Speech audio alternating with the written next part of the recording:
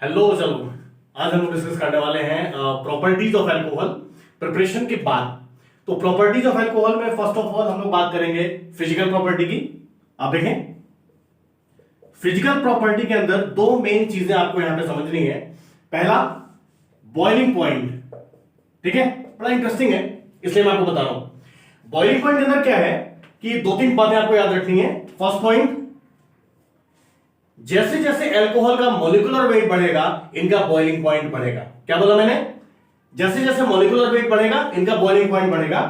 तो मेरे कहने का मतलब ये हुआ कि बॉइलिंग पॉइंट का जो सीक्वेंस है वो ऐसा हो जाएगा। आप देखो, जैसे जैसे मॉलिक्यूलर वेट बढ़ेगा अकॉर्डिंगली इनका बॉइलिंग पॉइंट बढ़ता जाएगा। ठीक है, इसमें कोई रटने वाली बात नहीं, बिल्कुल सिंपल सी बात है। तो methanol, ethanol, propanol, butanol, as the number of carbon या molecular weight will increase their boiling point will also increase। एक बात।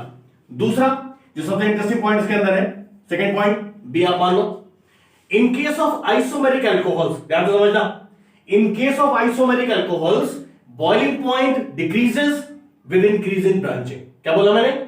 इन case of isomeric alcohols boiling point decreases with increase in branching. ठीक है, for example यहां पे मैं तीन example ले रहा हूं तो थोड़ा आसानी हो जाएगी तुम्हें समझने में।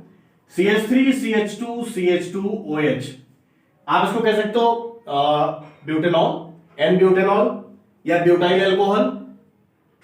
सेकेंड एग्जांपल मैं ले रहा हूं CH3, CH2, CHOH, CH3, isobutyl alcohol. और एक तीसरा एग्जांपल मैं यहां पे ले रहा हूं CH3, CH3 एंड OH, इसको बोलते हैं टर्शियरी ब्यूटाइल अल्कोहल। तो ये तीन एग्जांपल मैंने यहां पे ले रखे हैं। और इंटरेस्टिंग बात क्या है कि तीनों का मॉलिक्यूलर फॉर्मूला सेम है, दैट इज C4H9OH। तीनों का मॉलिक्यूलर फॉर्मूला सेम है। ये वाला प्राइमरी अल्कोहल है, हम लोग डिस्कस कर चुके हैं, CH2OH ग्रुप यहां पे। ये वाला सेकेंडरी अल्कोहल है, CHOH ग्रुप यहां पे। और ये वाला टर्शियरी अल्कोहल है, COH ग्रुप यहां पे लगा हुआ है। ठीक है, तो आप समझ लो ये आइसोमेरिक अल्कोहल्स हैं। तो यहां जो बॉइलिंग पॉइंट का सीक्वेंस होगा ये इस तरीके का होगा कि जैसे जैसे ब्रांचिंग बढ़ेगी इसका बॉइलिंग पॉइंट कम होता जाएगा। क्या रखना? तो बॉइलिंग पॉइंट के रेस्पेक्ट में ये दो बड़ी इंटरेस्टिंग, बड़ी इंपॉर्टेंट बातें हैं, ये आपको ध्यान रखनी है। और तीसरी बात आपको और समझनी है, यहां पे सबसे इंटरेस्टिंग पॉइंट है कि अल्कोहल्स का बॉइलिंग पॉइंट अपने करस्पॉन्डिंग हाइड्रोकार्बन, हेलो एल्केन जिसको आप एल्काइल हैलाइड बोलते हो, ईथर्स, इनसे ज्यादा होता है। क्या बोला मैंने?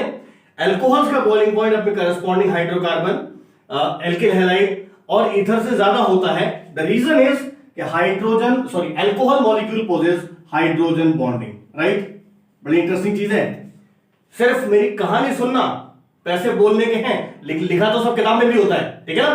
तो थर्ड पॉइंट मैंने क्या बोला कि अल्कोहल्स का बॉइलिंग पॉइंट अपने करस्पॉन्डिंग हाइड्रोकार्बन, एल्किल हैलाइड और ईथर से ज्यादा होता है। यहां पे आप कार्बोनिल कंपाउंड भी ऐड कर सकते हैं। तो hydrocarbon, alkyl halide, ethers and carbonyl compound से ज्यादा होता है। The reason is alcohol possess hydrogen bonding. ठीक है, तो हाइड्रोजन बॉन्डिंग की वजह से इनका बॉइलिंग पॉइंट ज्यादा होता है। तो ये दो तीन बातें अल्कोहल के बॉइलिंग पॉइंट के रेस्पेक्ट में बड़ी इंपॉर्टेंट थी, बड़ी इंटरेस्टिंग थी। तो ये मैंने आपको बता दिया। नेक्स्ट फिजिकल प्रॉपर्टी की हम बात कर लें तो दैट इज सॉल्युबिलिटी। ठीक है, अब आप देखो अल्कोहल का जनरल फॉर्मूला होता है ROH। इसके अंदर अल्कोहलिक ग्रुप है, OH ग्रुप लगा होता है। तो lower alcohols are soluble in water. ध्यान से सुनना, lower alcohols are soluble in water because they form intermolecular hydrogen bonding with water molecule। तो ध्यान से सुनना, अल्कोहल जो है ये वाटर सॉल्युबल होते हैं। रीजन क्या है कि ये वाटर के साथ इंटरमोलिकुलर हाइड्रोजन बॉन्डिंग बना लेते हैं। अब देखो जरा, ये वाटर का मॉलिक्यूल है, ये वाटर का मॉलिक्यूल है, ये अल्कोहल का मॉलिक्यूल है, और इसके बीच में इस तरीके से इंटरमोलिकुलर हाइड्रोजन बॉन्डिंग बन जाती है। क्लास 11 में डिस्कस किया गया था केमिकल बॉन्डिंग वाले चैप्टर में। ठीक है, आप एक बार रिवाइज कर लेना। तो आपको ये बात समझनी है कि वाटर मॉलिक्यूल और अल्कोहल मॉलिक्यूल के बीच में इंटरमोलिकुलर हाइड्रोजन बॉन्डिंग होती है। ठीक है, and that's why alcohols are soluble in water. But ये पॉइंट इंपॉर्टेंट है, यहां पे आपको ये समझना है कि जैसे जैसे एल्काइल ग्रुप का साइज बढ़ेगा, मेथनॉल सॉल्युबल है, एथेनॉल सॉल्युबल है, प्रोपेनॉल सॉल्युबल है, ब्यूटेनॉल सॉल्युबल है, लेकिन जब आप 4 कार्बन से ऊपर जाते हो, किसी अल्कोहल में 5 कार्बन है, 6 है, 7 है, 8 है, सो ऑन बढ़ रहा है। ठीक है, तो जैसे जैसे एल्काइल ग्रुप का साइज बढ़ेगा वाटर के अंदर इसकी सॉल्युबिलिटी कम होने लगेगी। क्या बोला मैंने? जैसे जैसे एल्काइल ग्रुप का साइज बढ़ेगा वाटर के अंदर इसकी सॉल्युबिलिटी कम होने लगेगी। एंड द रीजन इज कि ये जो OH पार्ट होता है ये होता है पोलर। कैसा होता है? पोलर। और ये जो एल्काइल पार्ट होता है ये होता है नॉन पोलर। ठीक है ना?